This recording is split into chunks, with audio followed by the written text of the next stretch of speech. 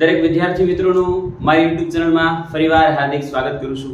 આજે આપણે ધોરણ 10 ની અંદર સામાજિક વિજ્ઞાનની અંદર પ્રકરણ નંબર 8 એની અંદર કુદરતી સંસાધનોની અંદર આપણે આગળ અભ્યાસ કરવાનો છે। આના પહેલાના બે લેક્ચરની અંદર આપણે સંસાધનના પ્રકાર સુધીનો અભ્યાસ આપણે કરી ગયા। આજે આપણે સંસાધન જે છે એનું સંરક્ષણ કઈ રીતે કરવું જોઈએ એના વિશેનો અભ્યાસ કરવાનો છે। દરેક વિદ્યાર્થી મિત્રોને ખાસ સૂચના છે કે તમારે ટેક્સ્ટ બુક લઈને બેસવાનું છે। તમે જ્યારે ભણવા બેસો છો ત્યારે ટેક્સ્ટ બુક લઈને બેસો, જેથી કરીને હું તમને ટીક કરાવું, અંડરલાઈન કરાવું। એ બોર્ડની એક્ઝામની અંદર જે ઇમ્પોર્ટન્ટ ટોપિક છે એ આપણે સાથે ટીક કરતા જઈએ।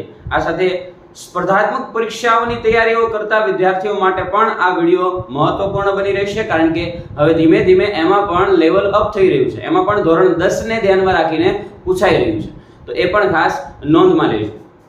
તો એ વિદ્યાર્થીઓ પણ ખાસ આ વિડિયો જોજો। ઓકે, ચાલો આપણે સ્ટાર્ટ કરીએ। ટેક્સ્ટ બુકના પેજ નંબર 60 ઉપર છે। દરેક વિદ્યાર્થી મિત્રો ટેક્સ્ટ બુક લઈને બેઠશે।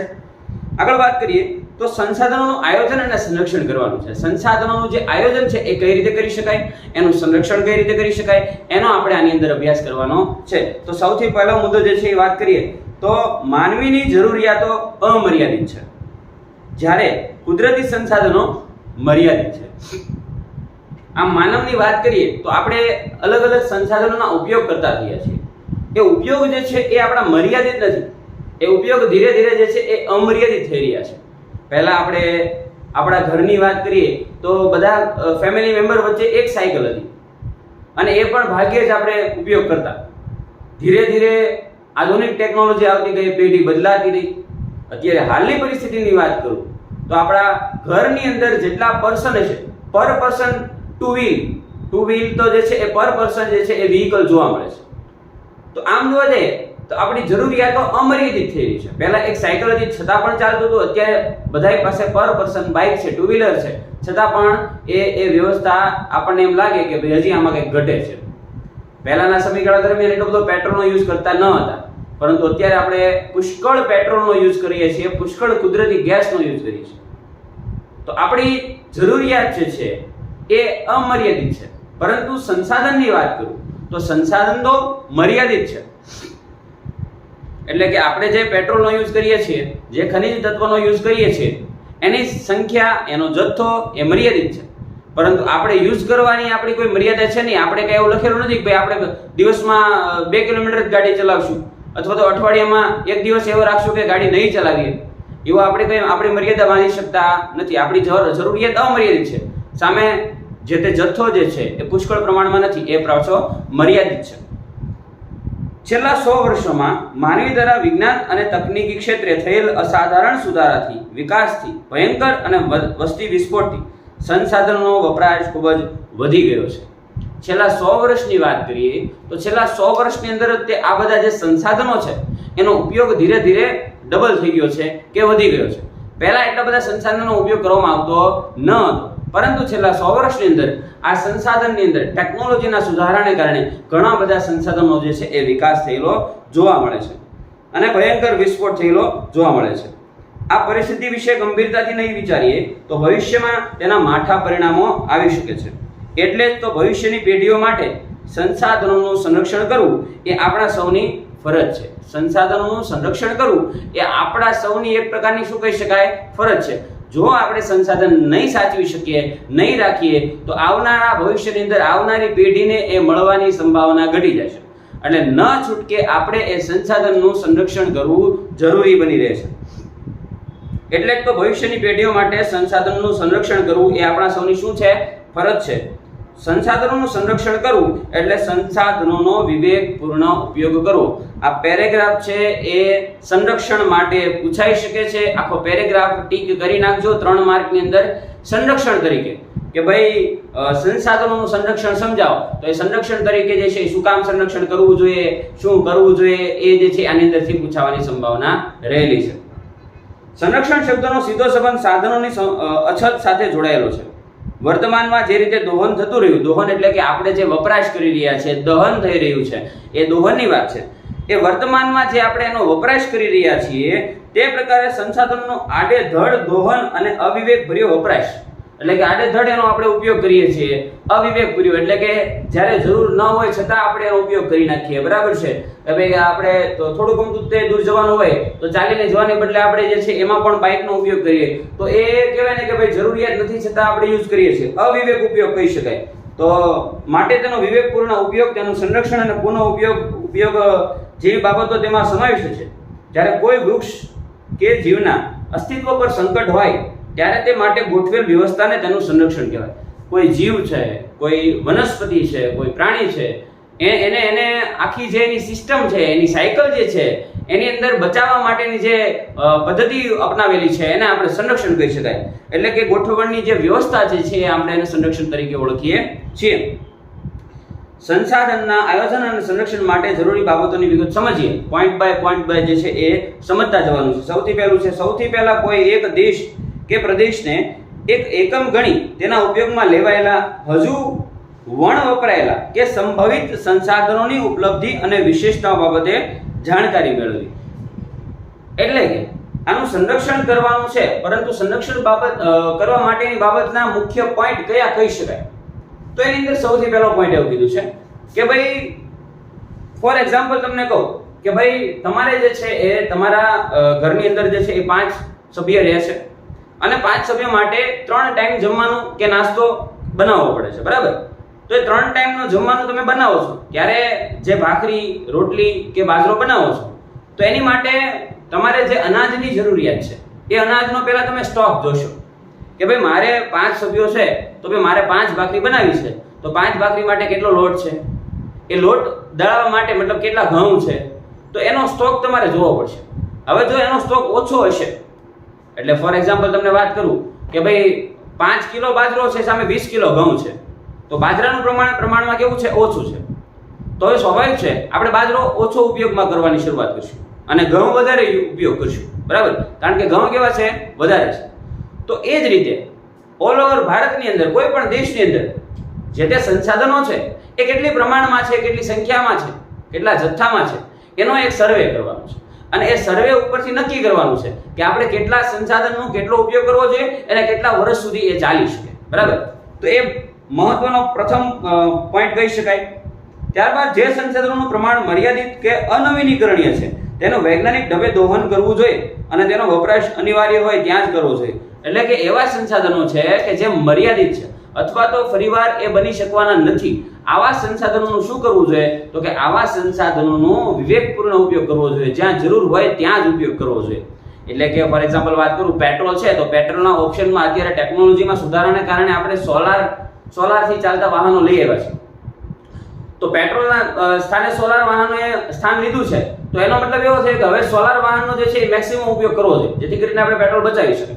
તો એ કહેવાય ને કે ભાઈ જરૂરિયાત નથી, તમે ત્યાં પેટ્રોલ નહીં ચલાવો તો ચાલશે, ઇલેક્ટ્રિક વાહન ચાલે. બરાબર? તો એવા અમુક સાધનો છે કે એવા જે અમુક સંસાધનો છે એનો આપણે ઉપયોગ કરવો જોઈએ જેથી કરીને આવા સંસાધનોનો બચાવ કરી શકાય. જે સંસાધનોની મર્યાદા વધારી શકાય તેના વિકાસ માટે પ્રયત્ન કરવો જોઈએ. એટલે કે કોઈ એક સંસાધન છે જેમ કે સોલાર એનર્જી છે, એ સોલાર એનર્જી વધારવા માટેના ઘણા બધા સોર્સ છે. બરાબર છે? મતલબ કે વીજળી બનાવવા માટેના ઘણા બધા સોર્સ છે. સોલાર એનર્જી છે, પવન ચક્કી છે, ભરતી અને મોજા છે. તો આવા બધા મુદ્દાઓને ધ્યાનમાં રાખીને એ એનર્જીનો આપણે વધારેમાં વધારે જે છે એ ઉત્પાદન કરવી જોઈએ. જે સંસાધનો વર્તમાનમાં સોંઘા કે સહજ ઉપલબ્ધ હોય તેને વેડફવાને બદલે ભાવિ જરૂરિયાત માટે કરકસર કરી સાચવવા જોઈએ. એટલે કે કોઈ એક સંસાધન છે, ફોર એક્ઝામ્પલ કોલસાની વાત કરીએ, કોલસો સસ્તો મળે છે તો વાપરી રાખીએ, પેટ્રોલ સસ્તું મળે છે તો વાપરી નાખીએ, ડીઝલ સસ્તું મળે છે તો વાપરી નાખીએ. અત્યારે સીએનજી ની વાત કરીએ, સીએનજી સસ્તો છે, પેટ્રોલ ડીઝલ કરતા સીએનજી સસ્તું છે, તો સીએનજી આપણે વાપરી જ નાખીએ, વાપર્યા જ રાખીએ, ગમે ત્યાં ગાડી ચલાવ્યા જ રાખીએ, એવું કરવું જોઈએ નહીં. એ આપણા આવનારા ભવિષ્ય માટે એને આપણે સાચવવું જોઈએ, એ આમાં કહેવા માંગે છે. ત્યારબાદના પોઈન્ટની વાત કરીએ તો જે મર્યાદિત માત્રામાં ઉપલબ્ધ છે, જેની માત્રા કેવી છે? મર્યાદિત છે. તો જે મર્યાદિત માત્રામાં ઉપલબ્ધ છે તેવા સંસાધનો જાળવી રાખવા જોઈએ. એટલે કે આવા સંસાધનોને સાચવવાના છે, જાળવી રાખવાના છે, ઝડપથી વેડફી નાખવાના નથી. તકનીકી વિકાસ દ્વારા તેના વૈકલ્પિક સ્ત્રોતની શોધ લાંબા ગાળે વધારે ફાયદાકારક છે. ત્યારબાદની વાત કરીએ, સંસાધનોના સંરક્ષણ માટે તંત્ર દ્વારા જરૂરી કાયદા કે નિયમો બનાવી તેનું અમલીકરણ કરાવવું જોઈએ. જો આમાં સંસદની અંદર અને સરકાર પણ જે છે એ આના મહત્વપૂર્ણ મુદ્દાઓ જે છે એ ધ્યાને લેતા હોય છે. જેમ કે સીએનજી આવ્યું તો સીએનજી જ્યારે આવ્યું છે ત્યારે સરકાર જે છે એવું સમજાવે કે ભાઈ સીએનજી નો મેક્સિમમ યુઝ કરો, જેથી કરીને આપણે પર્યાવરણ બચાવી શકીએ, પેટ્રોલ બચાવી શકીએ, ડીઝલ બચાવી શકીએ. તો આ બધું જે છે એ કોણ કરે છે? તો આની અંદર સરકાર તંત્ર એટલે કે આખું તંત્ર જે છે એ પણ કામ કરતું હોય છે. નાગરિકોને સંસાધનના વિવેકપૂર્ણ ઉપયોગ માટે જોડાયેલી તમામ બાબત અંગે વાકેફ કરી જનજાગૃતિ કેળવવી જોઈએ. નાગરિક જે આનો યુઝ કરે છે એને પણ આના વિશે સમજૂતી કેળવવી જોઈએ, અને સમજૂતી કેળવીને પછી એનો કઈ રીતે ઉપયોગ કરવો જોઈએ એવું પણ જે છે એ નાગરિકની એક જાગૃતતા માટેની એક ફરજ બનાવી શકાય છે. ત્યારબાદ આવે છે જમીન નિર્માણ. તો આ જમીન નિર્માણ એટલે શું છે એની વાત કરીએ તો એની પછીનો પોઈન્ટ થઈ ગયો છે જમીન નિર્માણ. હવે આ જે સંસાધનના સંરક્ષણનો પોઈન્ટ કમ્પ્લીટ થઈ ગયો. ત્યારબાદનો છે જમીન નિર્માણ, કે જમીન નિર્માણ એટલે શું કહી શકાય અને એની અંદર શું આવે. તો જમીન નિર્માણની વાત કરીએ તો સામાન્ય રીતે ભૂસપાટીનું ઉપલું પડ, અંડરલાઈન કરજો, કયું પડ? ભૂસપાટીનું ઉપલું પડ, જેમાં વનસ્પતિ ઉગે છે. તો ભૂસપાટીના કયા પડમાં વનસ્પતિ ઉગે છે? ઉપલા પડમાં વનસ્પતિ ઉગે છે.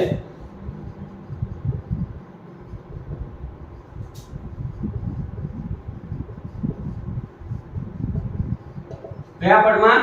તો કે વનસ્પતિ જે છે એ જમીનના ઉપલા પડની અંદર જ ઉગશે, નીચે ઉગશે નહીં. 10-15 ફૂટ ઊંચા અંદર જઈને ઊંડા જઈને તમે વૃક્ષ કોઈ પણ વાવશો તો એટલું બધું ઉગશે નહીં. આપણે જમીન તરીકે ઓળખીએ છીએ, એટલે કે જે ઉપરનું પડ જે છે એ આપણે તેને શું કહીએ છીએ? જમીન તરીકે ઓળખીએ છીએ. જમીન પૃથ્વીના પોપડા પરના અનેકવિધ કણોથી બનેલ એક પાતળું પડ હોય છે. જમીન જે છે એ શું છે? તો કે જમીન પૃથ્વીના પોપડા પરના, જમીનનો જે પોપડો છે એ પોપડા પરના અનેકવિધ કણોથી, ઝીણા કણો ભેગા મળીને જે છે એ બનેલું પાતળું એક પ્રકારનું શું છે? પડ છે. એમાં શું હોઈ શકે? તો કે એમાં ખનિજ, ભેજ, હ્યુમસ, સેન્દ્રિય તત્વો તથા હવા વગેરે મળેલા હોય છે. માટીની નીચે તેના મૂળ ખડક સ્તરો આવેલા હોય છે. એટલે કે જે આ ઉપરનો જમીનનો પોપડાનો સ્તર છે, એક પડ છે, એની નીચે જે છે અલગ અલગ ખડકો હોય. આપણે ખડકો તમે પહેલા ભણીને ગયા આવેલા છો, 7મા અને 8મા ધોરણની અંદર તમે ખડકો ભણીને આવ્યા છો કે ભાઈ જમીનના પેટાળની અંદર અલગ અલગ પ્લેટો હોય છે. એ પ્લેટોની ઉપર જે છે આ જમીનનું સ્તર હોય છે, બરાબર? તો એની નીચે જે છે એ ખડક સ્તરો આવેલા હોય છે. જમીનનું નિર્માણ મૂળ ખડકોના ખવાણ અને ધોવાણથી મળતા પદાર્થોથી થાય છે. એટલે કે એ જે ખડક છે એ ખડક ઉપર જે છે એ ધોવાણ થાય છે, ત્યારબાદ એનું ખવાણ થાય છે અલગ અલગ જીવજંતુ દ્વારા, અને એના કારણે શું થાય છે? જમીનનું નિર્માણ થતું જોવા મળે છે. હવે આની અંદર શું જોવા મળે? તો કે જેમાં જૈવિક અવશેષો, ભેજ અને હવા મળે છે. અન્ય રીતે કહીએ તો જમીન ખનિજો અને જૈવિક તત્વોનું કુદરતી મિશ્રણ છે. એમાં વનસ્પતિના વૃદ્ધિ અને વિકાસ કરવાની ક્ષમતા છે. આ જમીનનો જે ઉપરનો પડ છે એની અંદર જમીનનું અંદર મતલબ કે એની જે છે વૃક્ષોની વૃદ્ધિ કરવા માટેની ક્ષમતા એનામાં રહેલી છે. ત્યારબાદ આવે છે જમીન. મુખ્ય પોઈન્ટ થઈ ગયો છે હવે જમીન. આપણે વાત થઈ ગઈ જમીન નિર્માણ કઈ રીતે બને છે, અને હવે લેવાનો છે જમીન. જમીનની અંદર આપણે અલગ અલગ પ્રકારો પણ જોવાના છે. તો હવે આવે છે જમીન. તો કે પૃથ્વીના પોપડાની સૌથી ઉપરની સપાટી કે પડ, જેને આપણે જમીન કહીએ છીએ, તેમાં વનસ્પતિના વૃદ્ધિ અને વિકાસ માટે જરૂરી એવા ખનિજ દ્રવ્યો, જૈવિક દ્રવ્યો આવેલા હોય છે. એટલે કે જમીનની ઉપરની સપાટીનું જે પડ છે એની અંદર જ વૃક્ષ જે છે એ ઉગતું હોય છે. મેં તમને વાત કરી એમ કે 10-15 ફૂટ કે 20-25 ફૂટ નીચે જઈને તમે કોઈ વૃક્ષ વાવશો તો એ ઉગવાનું નથી. એની માટે જમીનનું ઉપરનું પડ જે છે એ મહત્વનું છે. કારણ કે જમીનના ધીમે ધીમે તમે જેમ જેમ ઊંડાણ ઉપર જશો એમ એના સ્તર હોય છે. તમે ક્યારેક રસ્તા ઉપર નીકળ્યા હોય અને કોઈ બિલ્ડિંગનું જે છે એ પાયો ચણાતો હોય, મતલબ એનો પાયો ઊંડો હોય, 1 માળ જેટલો ઊંડો હોય, તો ત્યારે તમે નીકળ્યા હોય તો એ જમીન ઉપર તમારી નજર ગઈ હોય તો એમાં તમને અલગ અલગ પ્રકારની જમીનના પ્રકારો દેખાય છે. એટલે લાલ કલર હોય, પેલા સફેદ કલર હોય, ક્યારેક કાળો કલર હોય, ક્યારેક ભૂખરા કલરનો હોય, ક્યારેક રાતી જમીન હોય. તો આ જમીનના પ્રકારો છે. તો એમ જેમ ઊંડે તમે જશો એમ જમીન જે છે એ એના મૂળ જમીનનું તત્વ નહીં રહે, પોચી જમીન નહીં રહે, કઠણ જમીન રહી જાય, અને એની અંદર પોષક તત્વો પણ નહીં હોય. તો એ ઉપયોગમાં લઈ શકાતા નથી. પરંતુ ઉપરનું જે પડ છે એ જ મહત્વનો ઉપયોગમાં આવે છે. જોકે તેનું પ્રમાણ બધી જમીનમાં એક સરખું હોતું નથી. એટલે કે આ જે ખનિજ દ્રવ્યો છે એનું પ્રમાણ બધી જ જમીનમાં એક સરખું જોવા મળતું નથી. એના પછીની વાત કરીએ તો જમીન એટલે સેન્દ્રિય પદાર્થયુક્ત ઝીણા કણો વાળો પોચો ખડક પદાર્થ. અંડરલાઈન કરી નાખજો વિદ્યાર્થી મિત્રો. જમીન એટલે શું? તો જમીન એટલે સેન્દ્રિય પદાર્થયુક્ત ઝીણા કણો વાળો પોચો ખડક પદાર્થ. હવે જમીન જે છે એનો 3 માર્કની અંદર પ્રશ્ન પૂછાય એટલે તમારે અંડરલાઈનની શરૂઆત કરવાની છે અર્થાતથી. ટેક્સ્ટબુકના પેજ નંબર 61 ઉપર તમે છો ત્યાં અર્થાતની અંદર જમીનની અંદર ત્રીજી લાઈન અર્થાત ભૂપૃષ્ઠથી શરૂ કરવાનું છે. ભૂપૃષ્ઠ પરના માતૃ ખડક અને વનસ્પતિ દ્રવ્યોના મિશ્રણથી, ભૂપૃષ્ઠ એટલે જમીન છે, એનું ઉપરનું જે પડ છે માતૃ ખડક એટલે કે જેની અંદર જીવજંતુ ને એવું બધું જોવા મળે છે કે જે જીવિત છે, માતૃ ખડક અને વનસ્પતિ દ્રવ્યોના મિશ્રણથી, વનસ્પતિનું જે દ્રવ્ય છે એના મિશ્રણથી બનતા અસંગઠિત પદાર્થોનું પડ કે સપાટી મૂળ ખડકોને ઘસારણ અને ધોવાણના પરિબળો તોડી તેનો બારીક ભૂકો બનાવે છે. મૂળ ખડક એટલે જમીનની અંદર જે અલગ અલગ ખડકોના પ્રકારો છે એ ખડકો છે. તો એ ખડકોના ખવાણ અને ધોવાણને કારણે શું થાય છે તો કે ધીમે ધીમે જે છે એ બારીક ભૂકો બનાવે છે અને આ ભૂકા કે ચૂર્ણમાં વનસ્પતિ તથા જીવજંતુઓના વિઘટન કે સડવાથી બનેલ સેન્દ્રિય તત્વ તેમાં ઉમેરાય છે અને આ સેન્દ્રિય તત્વો વનસ્પતિના વિકાસમાં મહત્વની ભૂમિકા ભજવે છે. અહીંયા સુધી આ પ્રશ્ન ભૂમિનો પૂછાઈ શકે છે. ઇન શોર્ટ કહેવાનો મતલબ એવો છે જે ભૂમિની અંદર નીચે જે ખડકો છે એના ખવાણ અને ધોવાણને કારણે એનો બારીક ભૂકો બને છે અને એની અંદર કંઈક ભળે છે તો કે વનસ્પતિ તથા જીવજંતુઓના વિઘટન અને સડવાથી એની અંદર સેન્દ્રિય તત્વો ઉમેરાય છે અને એ પછી ફળદ્રુપ બને છે અને એ જે છે એ ભૂમિ નિર્માણ થાય છે. જમીન નિર્માણના સમયગાળાના સંદર્ભે જે તે આબોહવાની અસર એટલી મહત્વપૂર્ણ અને વ્યાપક હોય છે કે તે આબોહવાવાળા પ્રદેશમાં વિભિન્ન પ્રકારના ખડકોમાંથી બનતી જમીન લાંબા સમયગાળે એક જ પ્રકારની હોય છે. એટલે કે આબોહવાની અંદર વાત કરીએ તો જે જમીન જે છે એકવાર બની ગઈ આબોહવાને કારણે, ફોર એક્ઝામ્પલ રાજસ્થાનમાં રણ પ્રદેશ થઈ ગયો, બરાબર છે, તો હવે એ ત્યાં લાંબા ગાળે જોવા જઈએ તો એ રણ પ્રકાર જ રહેશે, ત્યાં જમીનમાં ફેરફાર નહીં થાય, પરંતુ રણ પ્રકારની જમીન સ્થાયી રહેશે. બરાબર, આબોહવાકીય ફેરફારને કારણે એકવાર જમીન જ્યાં બની ગઈ ત્યાં લાંબા ગાળે એક જ પ્રકારની જમીન જોવા મળે છે. એટલે કે એક જ પ્રકારના માતૃ ખડકમાંથી ભિન્ન ભિન્ન આબોહવામાંથી બનતા જમીન અલગ અલગ પ્રકારની હોય છે. જમીનના પ્રકારો કઈ રીતે પાડી શકાય, અંડરલાઈન કરતા જાઓ. ચાલો, જમીનના પ્રકારો. તો જમીનના પ્રકારો તેના રંગને કારણે, અમુક જમીન કાળી હોય, અમુક રાતી હોય, બરાબર, એના કારણે આબોહવાને કારણે કે ભાઈ જમ્મુ કાશ્મીરની અંદર જે આબોહવા છે એ જ ગુજરાતની અંદર આબોહવા જોવા મળતી નથી. જે દક્ષિણ ભારતની અંદર દ્વીપકલ્પીય પ્રદેશની અંદર આબોહવા છે એ જ પાછી પૂર્વ ભારતની અંદર જોવા મળતી નથી. ત્યારબાદ માતૃ ખડકો અને કણ રચનાના ફળદ્રુપતા જેવી બાબતોને ધ્યાનમાં રાખી પાડવામાં આવે છે. એટલે કે અમુક જમીન ફળદ્રુપ હોય, અમુક જમીન ફળદ્રુપ હોય નહીં. તો આ રીતે જમીનના પ્રકારો પાડી શકાય છે. ત્યારબાદ જમીનના પ્રકારો આપેલા છે. તો જમીનના પ્રકારોની વાત કરીએ તો હાલમાં ભારતીય કૃષિ સંશોધન પરિષદ જેને આપણે આઈકેર કહીએ છીએ, શોર્ટ ફોર્મ છે, અંડરલાઈન કરી નાખજો. આઈકેર એટલે કે ઇન્ડિયન કાઉન્સિલ એગ્રીકલ્ચર રિસર્ચ.